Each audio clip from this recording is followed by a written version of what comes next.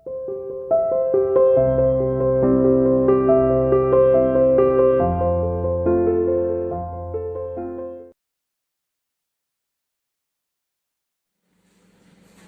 चलो बच्चों, कहानी बढ़ाते हैं आगे। कल की कहानी में हमने देखा कि ट्रम्प को उसका दोस्त पहचान गया कि ये तो मेरा दोस्त नील ऑलफ नहीं है, ये तो कोई और है। और अचानक गुस्से में उससे कहा कि बेहतर होगा तुम यहाँ से चले जाओ, वरना कहीं ऐसा ना हो कि मुझे इस मामले के बीच में पुलिस को बुलाना पड़े और पुलिस हमारे बीच बचाव करे, तो वो ज़्यादा अच्छा नहीं होगा। तो ट्रम्प वहाँ से वन स्टेप, ये लाइन देखिएगा, the tramp took a step forward and stuck the table with his fist. आगे बढ़ता है और अपनी मुट्ठी बंद करके धड़ाम से टेबल पे दे मारता है।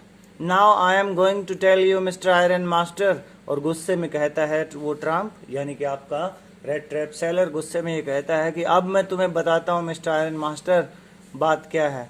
हाउ थिंग्स आर, आखिर ये सब हुआ कैसे। He said, this whole world is nothing but a big rat trap. ये पूरी दुनिया सिवाय एक जाल के और कुछ नहीं है mister iron master. All the good things that are offered to you are nothing but cheese, rinds and bits of pork. ये दुनिया आपके सामने जो भी पेश करती है वो और कुछ नहीं है बजाय चीज, चीज तो समझते हैं आप, चीज बटर, बजाय पनीर के कुछ टुकड़े, एंड बिट्स ऑफ पॉर्क, और मांस के कुछ टुकड़ों के। अर्थात दुनिया आपको खाने पीने की चीजें पेश करती है, आपके सामने प्रेजेंट करती है। Set out to drag a poor fellow, जाल बिछाती है। Set out to drag a poor fellow, drag होता है खींचना, फंसाना। तो एक गरीब आदमी को, एक भोले आदमी को फंसाने के लिए दुनिया जाल बिछाती है। आगे कहानी पे चलते हैं। Now who is introducing to whom means the iron master has been introduced by the red trap seller। और red trap seller बता रहा है कि देखो बात ऐसी है, तुम्हारे पास दो पैसे आ गए हैं तो ऐसा है, और मैं अपना भी बताता हूँ कि तुम्हारे जैसे लोग हमें कुछ अच्छी अच्छी चीज़ें ऑफर करते हैं और फंसाने की कोशिश करते हैं। पुअर मैन इनटू ट्रबल, गरीबों को ट्रबल में डालते हैं। And if the sheriff comes now, और अब यहाँ अगर पुलिस वाला आता है, and locks me up for this, और इस काम के लिए मुझे वो कैद कर देता है, then you mister iron master, तो तुम भी याद रखना mister iron master, must remember, ये याद रखना, दैट ए डे में कम, कि एक ऐसा दिन जरूर आएगा। मे है, मे होता है होप के लिए, कि उम्मीद है कि एक ऐसा दिन जरूर आएगा, when you yourself may want to get a big piece of pork, जब तुम खुद भी एक बहुत बड़ा सा टुकड़ा पाना चाहोगे। And then you will get caught in the trap, और उसी समय तुम जाल में फंस जाओगे। The iron master began to laugh, और तभी आयरन मास्टर हंसना शुरू कर देता है। That was not so badly said, उसकी ये बातें सुनकर आयरन मास्टर हा हा हा हा करके हंसता है, देखो कितनी बेवकूफ़ी वाली बात कर रहा है। But the rat trap seller is very much true. The iron master began to laugh, iron master जोर से हंसने लगता है। अब ये देखो, ये किसके डायलॉग है, इन्वर्टेड कॉमा में है। That was not so badly sad my good fellow. हाँ, सही कहते हो मेरे दोस्त, ज़्यादा बुरी बात नहीं कही तुमने, ठीक ही कहा है। Perhaps we should let the sheriff alone on Christmas eve, मुझे भी ऐसा लगता है कि पुलिस वाले की बात ही हम छोड़ देते हैं, आज क्रिसमस का दिन है। But now get out of here as fast as you can, लेकिन एक काम करो, यहाँ से जितना जल्दी हो सके तुम यहाँ से चले जाओ, निकल जाओ। But just as the man was opening the door, लेकिन जैसे ही वो आदमी दरवाजा खोलने वाले था, द डॉटर सैड, तो उनकी बेटी उनसे बोली, I think he ought to stay with us today. तभी आयरन मास्टर की बेटी बोल पड़ी, मुझे लगता है कि पापा कम से कम आज के दिन तो ये आदमी हमारे साथ रहना चाहिए। I don't want him to go. And with that she went and close the door, और इतना कहते ही वो आगे बढ़ी और उसने दरवाजा बंद कर दिया। What in the world are you doing? said the father. अरे तुम बेवकूफ़ों वाली बातें क्यों कर रही हो? What in the world are you doing? आखिर तुम्हें हो क्या गया है, तुम कर क्या रही हो, इस सेंस के लिए इसको यूज किया जाता है, said the father. The daughter stood there. The daughter stood there quite embarrassed. बड़ी शर्मिंदा होकर बेटी वहाँ खड़ी रही, and hardly knew what to answer. और उसके बेटी को इतना भी महसूस नहीं हो रहा था, समझ नहीं आ रहा था कि बोलूं तो क्या बोलूं, अब क्या जवाब दूं। that nothing she had felt that morning she had felt so happy when she thought how homelike and Christmassy she was going to make things for the poor hungry wretch. Wretch होता है अभागा. That morning she had felt so happy. उस दिन सुबह सुबह वो बहुत खुश हुई. When she thought how homelike and Christmassy she was going to make things, कि आज कितने घर जैसा और क्रिसमस जैसे त्योहार जैसा माहौल बन जाएगा for the poor hungry wretch, इस अभागे बेचारे भूखे इंसान के लिए कितना घर जैसा महसूस करेगा इस क्रिसमस पर. She could not get away from the idea all at once. ये आइडिया उसके दिमाग से अभी तक या अचानक नहीं निकला. And that was why she had interceded for the vagabond. और यही बात थी कि उसने इस आवारा इंसान के लिए, इस वेगाबॉन्ड के लिए बीच बचाव किया. इंटरसीड होता है बीच में आकर किसी के लिए बोलना, किसी का बचाव करना. So that was the reason, because she was already thinking about the good time for this vagabond. That's why now she is very much upset because her father has denied him to stay over there, but she is still in that same trance.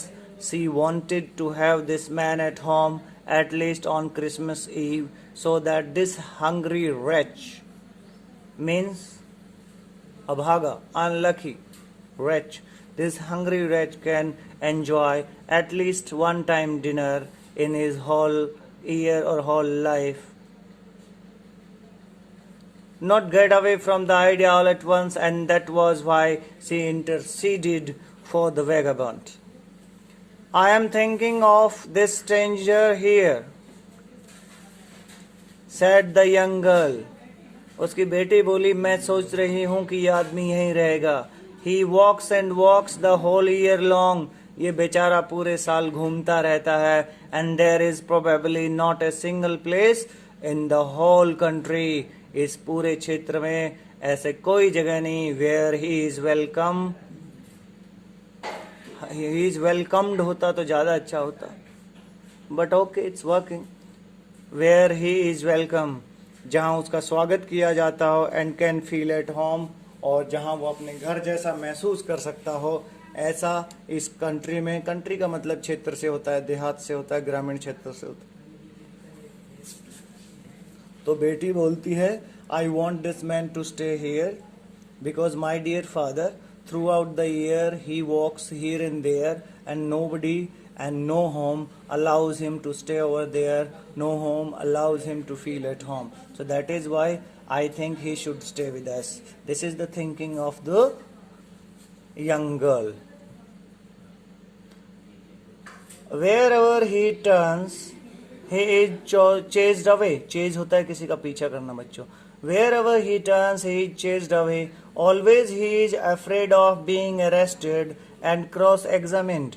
हमेशा इस आदमी को, बेचारे को यही डर लगता है कि कहीं कोई उसे पकड़ ना ले, कहीं कोई उससे सवाल जवाब ना करे, क्रॉस एग्जामिन, कोई उसकी छानबीन ना करे. I should like to have him enjoy a day of peace with us here. मैं चाहती हूँ कि ये आदमी यहाँ पर आराम से रहे और कम से कम एक दिन यहाँ जरूर एंजॉय करे. Just one in the whole year, कम से कम पूरे साल में एक दिन तो एंजॉय करे. My dear father, he must stay here, at least he should enjoy a day in his whole year. The iron master mumbled something in his beard, mumbled, to talk very slowly, to speak very slowly. The iron master mumbled something in his beard. He could not bring himself to oppose her. और iron master अपने ही अंदर अंदर कुछ बोलता रहा, लेकिन अपनी बेटी को बात का अपोज नहीं कर सका. अपोज नहीं कर सका मतलब अब उसे इसको यहाँ स्टे देना पड़ेगा कम से कम एक नाइट के लिए. It was all a mistake of course, she continued. वो ये बात कहने लगी, ये सब मिस्टेक की वजह से हो गया है पापा, और बोलती चली गई. But anyway, I don't think we ought to chase away a human being whom we have asked to come here. और बेटी कहती है कि मुझे ऐसा नहीं लगता कि हमें उस आदमी को अपने घर से भगा देना चाहिए जिसे हम खुद इस घर में लेकर आए हैं, आने को कहा है, लेकर आए हैं। And to whom we have promised Christmas cheer, और उस आदमी को जिसको हमने खुद ये वादा किया है कि कम से कम आज क्रिसमस के दिन वो हमारे यहाँ खुशियाँ बटोरेगा, खुशियाँ शेयर करेगा।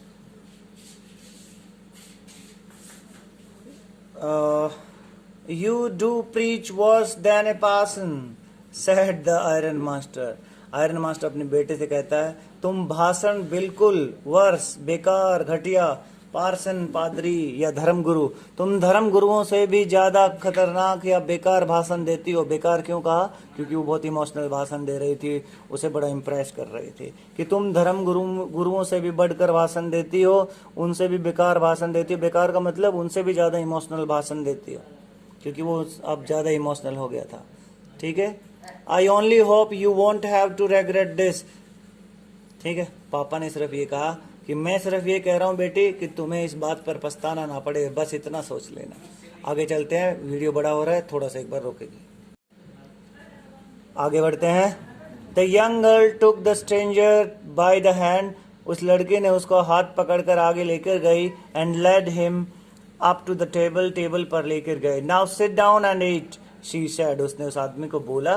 The girl said to him, kindly eat the food please. For she could see that her father had given in, क्योंकि अब for का मतलब कई बार हम बहस कर चुके हैं, for मतलब because उसने ये देख लिया था, her father had given in means हार मान लेना, given give up त्यागना, give in पीछे हट जाना, हार मान लेना। तो उसको ये पता चल गया था कि उसके पापा अब हार मान चुके हैं, अर्थात उसकी बात मान चुके हैं, पीछे हट चुके हैं। The man with the red trap said not a word, वो कुछ नहीं बोला। He only sat down and helped himself to the food, और बस अपने आप खाना रखने लगा और खाने लगा। Time after time, समय समय पर, बीच बीच में, he looked at the young girl, वो उस लड़की की तरफ देखता है, who had interceded for him, जिसने उसके लिए बीच बचाव किया, जो उसके लिए बीच में आकर बोली। Why had she done it? What could the crazy idea be? वो उसकी तरफ देखता रहता है और ये सोचता रहता है, आखिर इस लड़की ने ऐसा क्यों किया और इसके पीछे क्या कारण है, क्या आइडिया है। After that Christmas Eve at Ramsjo passed just as it always had. After that Christmas Eve at Ramsjo passed. उसके बाद रैम्सजो पे क्रिसमस की संध्या गुजर जाती है, just as it always had, जैसा कि ये हमेशा गुजर जाती थी। The stranger did not cause any trouble because he did nothing but sleep. The stranger did not cause any trouble because he did nothing but sleep. अब इस stranger ने इस घर में कोई नुकसान नहीं पहुंचाया, क्योंकि उसने सिवाय सोने के और इस घर में कुछ नहीं किया। The whole forenoon, forenoon fore का मतलब होता है पहले, आफ्टर का मतलब होता है बाद। द होल फोरनून ही ले ऑन द सोफा, दोपहर के दौरान वो सोफा पर लेटा रहा। In one of the guest rooms and slept at one stretch, at one stretch लगातार, एक ही बार में, एट वन स्ट्रेच, और लगातार कई देर तक सोता रहा।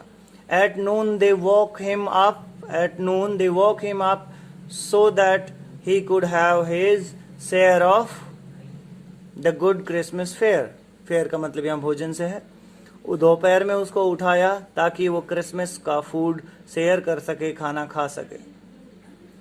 But after that he slept again, लेकिन उसके बाद वो फिर सो गया। It seemed as though for many years he had not been able to sleep, ऐसा लग रहा था कई सालों से शायद उसे सोने का समय ही नहीं मिला।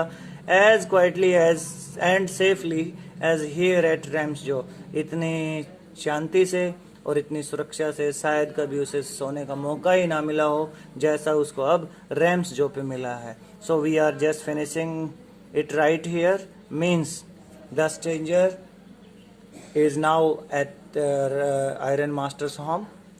He has been treated well by the young girl with very good hospitalities, and now he has given all the joy, of the Christmas.